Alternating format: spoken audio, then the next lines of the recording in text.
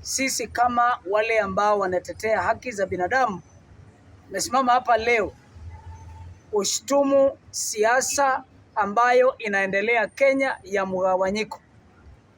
Ni kwamba tumeona kwa miezi ambayo imepita kumekuwa na furugu na siasa ambayo haileti umuhimu na umoja baina ya rais na naibu wake Rigathi Gachagua.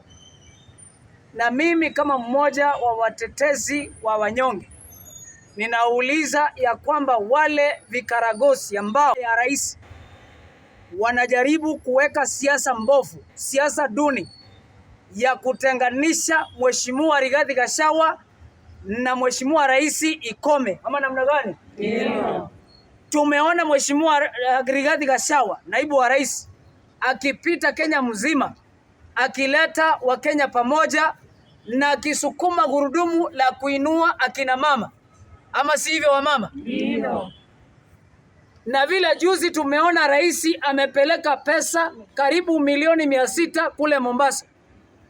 Leo hii tunauliza Mheshimiwa Rigathi Gachagua ya kwamba aheshimiwe, na pili aweze kuendelea kueneza ile habari ya kuinua wamama wote nchini Kenya pamoja na kisi. Putting upon all those people who are fighting the Deputy President Rigathi Gachagua, kindly stop. We've had enough bloodshed. We've had enough loss as women. We are suffering. We have not seen any trickle down per se from the national government. We are calling upon the leaders across all divides. Kindly unite as women from Kisii County and Nyamira County. We are calling upon unity, being led by our Deputy President. This is something that he has been preaching for months and years now. Out to witch hunt him or looking for excuses for not to deliver. Kindly, all those leaders who are out there, come together. We are here as women of this nation. We don't want bloodshed. We want a unified nation regardless of your political divides. And the Deputy President, we have to thank you because you have been in the forefront fighting for women, for children of this country.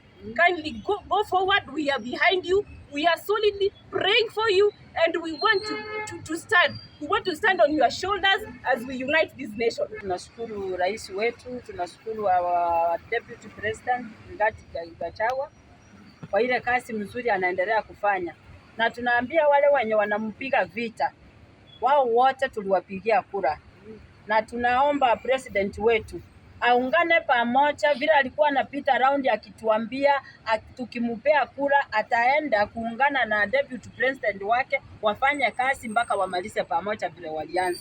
Na sisi tunaomba Deputy President wetu anapita Kenya yote mzima akisaidia wamama, akiwaleta pamoja. Na sisi kama wamama tunaomba ile umoja yenye walikuwa wanapita pamoja kutafuta kura iendelee, na tunaomba inchi yetu, tunaomba amani. Ndagete ko batevinga limwe agakire igaba bero omorembo limwe abwate n'ubwanjani buria bogenderere into abangina egendo turwane timono mono no korra abantu baigwana ine banja ine nari amagenderera akoba musiya itugose Kenya ya itunto tagetie tigare magiga because of this language to arode kuruma egaga iga abana baitu bagoso wa district kuriye bintu bitaiyo barabu bago depend kurwa sabangina buna andu bamanya kugenda aria koligi nganga kurwana bale bajanyarikana ngabaitu ndota getigento keriko rubono kegenderere Deputy President yaito ni president yaito kero mugutara muramo na into tokoranga bono twikire nonya turenga abangina tore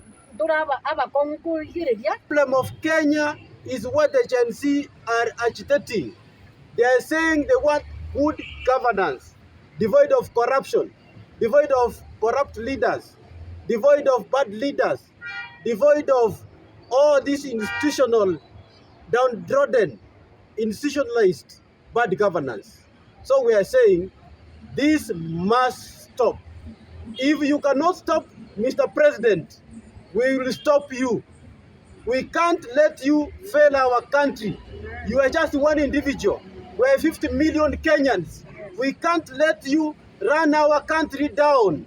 If you are paid by colonial masters or wherever it is, to ruin our country. We can't let you do that. Tunasema Deputy President tunamuunga mkono, na yeyote mwenye anataka vita na yeye awachane kabisa, ya kuwa yeye alipigiwa kura na Wakenya wote. Wamama ama ni aje?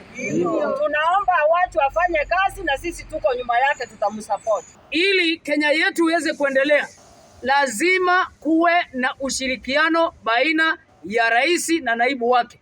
Na tunauliza wale vikaragosi wa pesa 8 wanakimbia na matumbo zao, kutenganisha mheshimiwa rais na naibu wake ikome. Nikisema ikome